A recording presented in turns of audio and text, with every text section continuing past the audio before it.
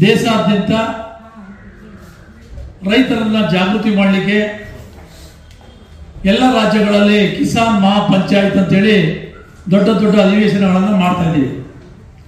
ಅದೇ ರೀತಿ ಬೆಂಗಳೂರಲ್ಲೂ ಕೂಡ 23ನೇ ತಾರೀಕು ರೈತರ ಅಧಿವೇಶನವನ್ನ ಡಿಸೆಂಬರ್ 23 ವಿಶ್ವ ರೈತರ ದಿನದಂದು ಈ ಕಾರ್ಯಕ್ರಮ ಮಾಡ್ತಾ ಇದ್ದೀವಿ. ಬಹಳ ಮುಖ್ಯವಾಗಿ ರೈತರ ಸಂಪೂರ್ಣ ಸಾಲವನ್ನು ಮನ್ನಾ ಮಾಡಬೇಕು. ರಾಜ್ಯಾದ್ಯಂತ 223 ತಾಲೂಕಿನಲ್ಲಿ ಬರಗಾಲ ಘೋಷಣೆಯಾಗಿದೆ ಅನ್ನುವಂಥ ವಿಚಾರವನ್ನ ಇಟ್ಕೊಂಡು ನಾವು 23ನೇ ತಾರೀಕು ಬೆಂಗಳೂರಲ್ಲಿ ಬೃಹತ್ ಒಂದು ಸಮಾವೇಶವನ್ನ ನಾವು ಮಾಡ್ತಾ ಇದ್ದೀವಿ. ಸರ್ಕಾರ ನಾಟಕೀಯವಾಗಿ ರೈತರ ಮೂಗಿಗೆ ತುಪ್ಪ ಸವರುವಂತ ಕೆಲಸ ಮಾಡ್ತಾ ಇದ್ದಾರೆ. ಬಡ್ಡಿ ಮನ್ನಾ ಅಂತ ಹೇಳ್ತಾ ಇದ್ದಾರೆ. ಸಹಕಾರಿ ಸಂಘಗಳಲ್ಲಿ ಪಡೆದಿರ್ತಕ್ಕಂಥ ರೈತರಿಗೆ 5 ಲಕ್ಷ ರು ತನಕ ಬಡ್ಡಿ ಇಲ್ಲದ ಸಾಲವನ್ನು ಕೊಡ್ತಾ ಇದ್ದಾರೆ. ಅಂತ ಸಂದರ್ಭದಲ್ಲಿ ಬಡ್ಡಿ ಮನ್ನಾದ ಪ್ರಯೋಜನ ಏನಾಗ್ತದೆ? ಯಾವುದೇ ಕಾರಣಕ್ಕೂ ನಾವು ಬಡ್ಡಿ ಮನ್ನಾವನ್ನು ಒಪ್ಪೋದಿಲ್ಲ. ಖಂಡಿತವಾಗ್ಲೂ ಕೂಡ ಎಲ್ಲ ರೈತ ಕೃಷಿ ಸಾಲವನ್ನ ಸಂಪೂರ್ಣವಾಗಿ ಮನ್ನಾ ಮಾಡಬೇಕು ಅಂತಕ್ಕಂಥದ್ದು ನಮ್ಮ ರಾಜ್ಯ ರೈತ ಸಂಘಟನೆಗಳ ಒಕ್ಕೂಟದ ಒತ್ತಾಯ ಇದೆ. ಈ ಬಗ್ಗೆ 23ನೇ ತಾರೀಕು ನಾವು ಏನು ಬೆಂಗಳೂರಿಗೆ ಬಂದಂತ ಎಲ್ಲ ರೈತರು, ರಾಜ್ಯದ ಎಲ್ಲ ರೈತರು ಮುಖ್ಯ ಕಾರ್ಯದರ್ಶಿಗಳಿಗೆ ಲಿಖಿತ ರೂಪದಲ್ಲಿ ಕೋರಿಕೆ ಪತ್ರವನ್ನು ಕೊಡ್ತಾ ಇದ್ದೀವಿ. ರಾಜ್ಯ ಸರ್ಕಾರವೇ 223 ತಾಲೂಕು ಬರಗಾಲ ಅಂತ ಘೋಷಣೆ ಮಾಡಿದ್ದೀರಿ. ಕಳೆದ ವರ್ಷ ಪ್ರವಾಹ ಹಾನಿಯಾಗಿದೆ, ಅದರ ಹಿಂದಿನ ವರ್ಷ ಅತಿವೃಷ್ಟಿಯಾಗಿದೆ, ಅದರ ಹಿಂದಿನ ವರ್ಷ ಕರೋನಾ ಸಂಕಷ್ಟ ಆಗಿದೆ. ಇವೆಲ್ಲರ ನಡುವೆ ರೈತರು ಸಾಲವನ್ನು ತೆಗೆದುಕೊಂಡು ಮೋಜು ಮಾಡಿಲ್ಲ. ಸಾಲದಿಂದ ಬೆಳೆ ಬೆಳೀಲಿಕ್ಕೆ ದೇಶದ 140 ಕೋಟಿ ಜನರಿಗೆ ಆಹಾರವನ್ನು ಬೆಳೀಲಿಕ್ಕೆ ಹಣವನ್ನು ವಿನಿಯೋಗ ಮಾಡಿದ್ದಾರೆ, ವಾಪಸ್ ಬಂದಿಲ್ಲ. ಆ ಹಿನ್ನೆಲೆಯಲ್ಲಿ ಸಂಪೂರ್ಣ ಸಾಲವನ್ನ ಮನ್ನಾ ಮಾಡಬೇಕು ಅಂತಕ್ಕಂಥ ವಿಚಾರವನ್ನ ನಾವು ಒತ್ತಾಯ ಮಾಡ್ತಾ ಇದ್ದೇವೆ. ಯಾಕೆಂದ್ರೆ ಕೇಂದ್ರ ಸರ್ಕಾರ ಕಳೆದ 6 ತಿಂಗಳ ಹಿಂದೆ ಸಂಸತ್ ಭವನದಲ್ಲಿ ಸುಮಾರು 12 ಲಕ್ಷ ಕೋಟಿ ರೂಪಾಯಿ ಉದ್ಯಮಿಗಳ ಮತ್ತು ಕೈಗಾರಿಕೆಗಳ ಸಾಲವನ್ನು ಮನ್ನಾ ಮಾಡಿತು. ಆದರೆ ರೈತರ ಸಾಲ ಕೇವಲ 2.25 ಲಕ್ಷ ಕೋಟಿ ಕರ್ನಾಟಕದ ರೈತರ ಸಾಲ. ಈ ಸಾಲವನ್ನ ಯಾಕೆ ಮನ್ನಾ ಮಾಡ್ಲಿಕ್ಕೆ ಆಗಲ್ಲ ನಿಮ್ಗೆ? ಇದು ನಮ್ಮ ಪ್ರಶ್ನೆ.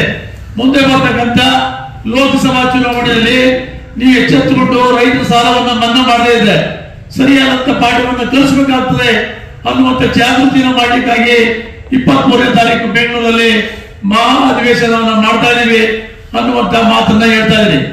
ಈಗಾಗಲೇ ಕೆಲವೊಂದು ಬ್ಯಾಂಕ್ಗಳು ರೈತರನ್ನ ಬ್ಯಾಂಕ್ಗಳಿಗೆ ಕರೆಸಿ ಮುಗ್ಧ ರೈತರನ್ನ ಒಂದು ಮುದ್ರಿತ ಪತ್ರದಲ್ಲಿ ಸಹಿಯನ್ನು ಪಡ್ಕೊಂಡು ಸಾಲವನ್ನು ನವೀಕರಣ ಮಾಡ್ತಾ ಇದ್ದಾರೆ. ಅದು ನಿಲ್ಲಬೇಕು. ರೈತರಿಗೆ ಮೋಸ ಮಾಡುವಂತ ಕೆಲಸ. ನವೀಕರಣ ಆದ್ರೆ ಸಾಲ ಮನ್ನಾ ಆದಾಗ ರೈತರಿಗೆ ಯಾವುದೇ ಸವಲತ್ತು ಸಿಗೋದಿಲ್ಲ, ರೈತರು ಸಾಲಕ್ಕೆ ಸಿಗಾಕೋತಾರೆ. ಆ ಹಿನ್ನೆಲೆಯಲ್ಲಿ ಯಾರು ಕೂಡ ರೈತರು ನವೀಕರಣ ಪತ್ರಕ್ಕೆ ಸಹಿ ಹಾಕಬಾರ್ದು, ಸಾಲವನ್ನ ನವೀಕರಣ ಮಾಡಬಾರ್ದು ಅನ್ನುವಂತ ಮನವಿಯನ್ನು ಕೂಡ ನಾವು ಮಾಡ್ತಾ ಇದ್ದೀವಿ. ಹಾಗೆಯೇ ಈ ರಾಜ್ಯದ ಈ ದೇಶದ ಉದ್ದಗಲಕ್ಕೂ ಎಲ್ಲ ಕೃಷಿ ಉತ್ಪನ್ನಗಳು ಉತ್ಪಾದನೆ ಕಡಿಮೆ ಆಗಿದೆ. 50% ಉತ್ಪಾದನೆ ಕಡಿಮೆ ಆಗಿದೆ. ಭತ್ತ, ರಾಗಿ, ಜೋಳ, ಸಕ್ಕರೆ ಎಲ್ಲ ಉತ್ಪನ್ನಗಳು ಕಡಿಮೆ ಆಗಿರ್ತಕ್ಕಂಥ ಸನ್ನಿವೇಶದಲ್ಲಿ ಈ ದೇಶದಿಂದ ಹೊರದೇಶಕ್ಕೆ ಹೋಗುವಂತ ರಫ್ತನ್ನ ಬ್ಯಾನ್ ಮಾಡಿದ್ದಾರೆ ಕೇಂದ್ರ ಸರ್ಕಾರ ಎಚ್ಚೆತ್ತುಕೊಂಡು. ಈಗ ರೈತರ ಬಗ್ಗೆ ಇನ್ನಾದ್ರೂ ಕೂಡ ಎಚ್ಚೆತ್ತುಕೊಂಡು ರೈತರ ಬಗ್ಗೆ ವಿಶೇಷ ಕಾಳಜಿಯನ್ನು ವಹಿಸಿ ರೈತರ ಸಂಪೂರ್ಣ ಸಾಲವನ್ನು ಮನ್ನಾ ಮಾಡಬೇಕು ಅನ್ನುವಂಥ ಒತ್ತಾಯವನ್ನು ನಾವು ತರ್ತಾ ಇದ್ದೇವೆ. ಬಹಳ ಮುಖ್ಯವಾಗಿ ಬರಗಾಲದಿಂದ ತತ್ತರಿಸಿರ್ತಕ್ಕಂಥ ರೈತರಿಗೆ ಪುಡಿಗಾಸು 2,000 ರೂಪಾಯಿ ಭಿಕ್ಷಾ ರೂಪದ ಪರಿಹಾರವನ್ನು ಕೊಡ್ತೀವಿ ಅಂತ ಹೇಳಿ ಮುಖ್ಯಮಂತ್ರಿಗಳು ಹೇಳಿದ್ದಾರೆ. ಇದು ಸರಿಯಲ್ಲ. ರೈತರಿಗೆ ಭಿಕ್ಷಾ ರೂಪದ ಪರಿಹಾರ ಬೇಕಿಲ್ಲ. ಇವತ್ತು ತೆಲಂಗಾಣ ರಾಜ್ಯದಲ್ಲಿ ರೈತರಿಗೆ ಬೀಜ ಗೊಬ್ಬರ ಖರೀದಿ ಮಾಡಲಿಕ್ಕೆ 10,000 ರೂಪಾಯಿ ಸಹಾಯಧನವನ್ನು ಕೊಡ್ತಾ ಇದ್ದಾರೆ. ರಾಜ್ಯದಲ್ಲಿ ಯಾಕೆ ನೀವು ಬರ ಪರಿಹಾರದಲ್ಲಿರ್ತಕ್ಕಂಥ ಸಂಕಷ್ಟದ ರೈತರಿಗೆ 25,000 ರೂಪಾಯಿ ಬೆಳೆ ನಷ್ಟವನ್ನು ಯಾಕೆ ಕೊಡ್ಲಿಕ್ಕಾಗಲ್ಲ? ತಕ್ಷಣ ರಾಜ್ಯ ಸರ್ಕಾರ 25,000 ರೂಪಾಯಿ ಬೆಳೆ ನಷ್ಟವನ್ನು ಕೊಡಬೇಕು ಅನ್ನುವಂತ ಒತ್ತಾಯವನ್ನು ಕೂಡ ಈ ಅಧಿವೇಶನದಲ್ಲಿ ಮಾಡ್ತಾ ಇದ್ದೇವೆ. ಮತ್ತು ಕೇಂದ್ರ ಸರ್ಕಾರ ಸಕ್ಕರೆಯನ್ನ ರಫ್ತು ಮಾಡಲಿಕ್ಕೆ ನಿಷೇಧವನ್ನು ಹೇರಿದ್ದಾರೆ.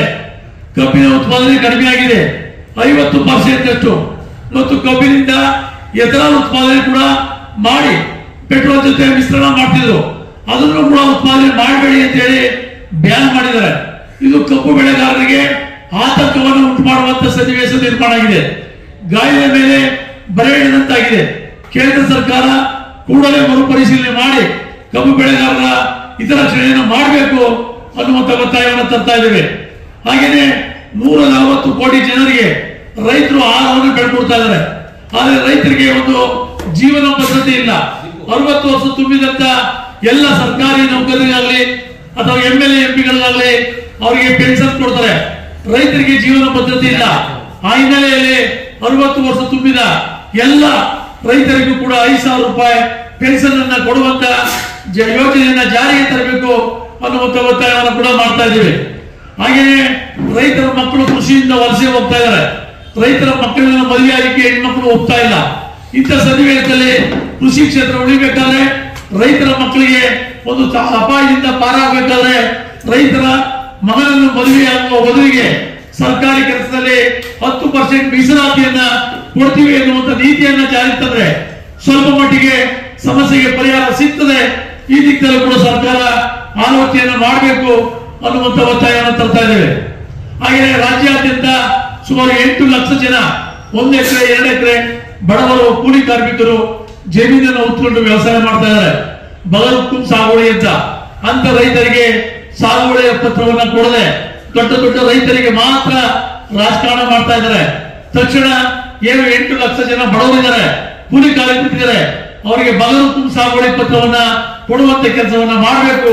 ಈ ಎಲ್ಲ ವಿಚಾರಗಳ ಬಗ್ಗೆ ಕೇಂದ್ರ ರಾಜ್ಯ ಸರ್ಕಾರಗಳ ಗಮನ ಸೆಳೆಯಲಿಕ್ಕೆ 23ನೇ ತಾರೀಕು ಎಲ್ಲ ಸಂಘಟನೆಗಳ, ನಾವು ರಾಜ್ಯದ ರೈತ ಸಂಘಟನೆಗಳು ಬಹುತೇಕ ಎಲ್ಲ ರಾಜ್ಯ ರೈತ ಸಂಘ, ರಾಜ್ಯ ಕಬ್ಬು ಬೆಳೆಗಾರ ಸಂಘ, ಈ ರೀತಿ ಎಲ್ಲ ರೈತ ಸಂಘಟನೆಗಳು ಸೇರಿ ದೊಡ್ಡ ಅಧಿವೇಶನವನ್ನು ಮಾಡ್ತಾ ಇದ್ದೇವೆ. ನಮ್ಮ ಜೊತೆಗೆ ನಮ್ಮ ಸಮತಾ ಸೈನಿಕ ದಳದ ಮುಖ್ಯಸ್ಥರಾದ ವೆಂಕಟಸ್ವಾಮಿ ಅವರು, ಕನ್ನಡ ಚಳವಳಿಯ ಕೇಂದ್ರ ಸಮಿತಿಯ ನಾರಾಯಣ ಕುಮಾರ್ ಬಣದ ಗುರುದೇವ್ ನಾರಾಯಣ ಅವರು ಮತ್ತೆ ಎಲ್ಲ ಬೇರೆ ಬೇರೆ ಸಂಘಟನೆಗಳು ಕೂಡ ಈ ನಮ್ಮ ಜೊತೆ ಸಹಕಾರವನ್ನು ಕೊಡ್ತಾ ಇದ್ದಾರೆ. ನಮ್ಮ ನಾರಾಯಣ ರೆಡ್ಡಿ ಅವರು ಕರ್ನಾಟಕ ರಾಜ್ಯ ರೈತ ಸಂಘದಿಂದ ಅವರು ಸಹ ಸಪೋರ್ಟ್ ಕೊಡ್ತಾ ಇದ್ದಾರೆ. ಮತ್ತು ಬೇರೆ ಬೇರೆ ರೈತ ಸಂಘಟನೆಗಳ ಮುಖಂಡರು ಕೂಡ ನಮ್ಮ ಜೊತೆಯಲ್ಲಿ ಇದ್ದಾರೆ. ಈರುಳ್ಳಿ ಬೆಳೆಗಾರ ಸಂಘ, ಈ ರೀತಿಯಾಗಿ ಎಲ್ಲರೂ ಕೂಡ ಈ ಒಂದು ಅಧಿವೇಶನವನ್ನ ಯಶಸ್ವಿ ಅಧಿವೇಶನ ಮಾಡ್ತಾ ಇದ್ದೀವಿ. ದೇಶದ ಎಲ್ಲ ಭಾಗದ ರೈತ ಮುಖಂಡರು ಈ ಅಧಿವೇಶನಕ್ಕೆ ಬರ್ತಾ ಇದ್ದಾರೆ. 20ನೇ ತಾರೀಕು ಕೇರಳದಲ್ಲಿ ಅಧಿವೇಶನ ಮಾಡ್ತಾ ಇದೀವಿ, 21ನೇ ತಾರೀಕು ಚೆನ್ನೈನಲ್ಲಿ ಮಾಡ್ತಾ ಇದೀವಿ, 23 ಕರ್ನಾಟಕದಲ್ಲಿ, 25ನೇ ತಾರೀಕು ತೆಲಂಗಾಣ ಹೈದರಾಬಾದಲ್ಲಿ ಈ ರೀತಿ ಅಧಿವೇಶನಗಳನ್ನು ಮಾಡಿ ಫೆಬ್ರವರಿ 26ನೇ ತಾರೀಕು ದೇಶದಲ್ಲಿ ಸುಮಾರು 50 ಲಕ್ಷ ರೈತರು ಸೇರಿ ಕೇಂದ್ರ ಮತ್ತು ರಾಜ್ಯ ಸರ್ಕಾರಗಳಿಗೆ ನೀವು ಎಚ್ಚೆತ್ತುಕೊಳ್ಳದೆ ಇದ್ದರೆ ಮುಂದಿನ ಚುನಾವಣೆಯಲ್ಲಿ ತಕ್ಕ ಪಾಠವನ್ನು ಕಲಿಸಬೇಕಾಗ್ತದೆ ಅನ್ನುವಂಥ ಎಚ್ಚರಿಕೆಯನ್ನು ಕೊಡುವಂತ ಸಂದೇಶವನ್ನ ಈ ಅಧಿವೇಶನ ಮೂಲಕ ನಾವು ಮಾಡ್ತಾ ಇದ್ದೀವಿ ಅನ್ನುವಂಥ ಮಾತನ್ನು ಕೂಡ ಹೇಳಲಿಕ್ಕೆ ನಾನು ಬಯಸ್ತೇನೆ.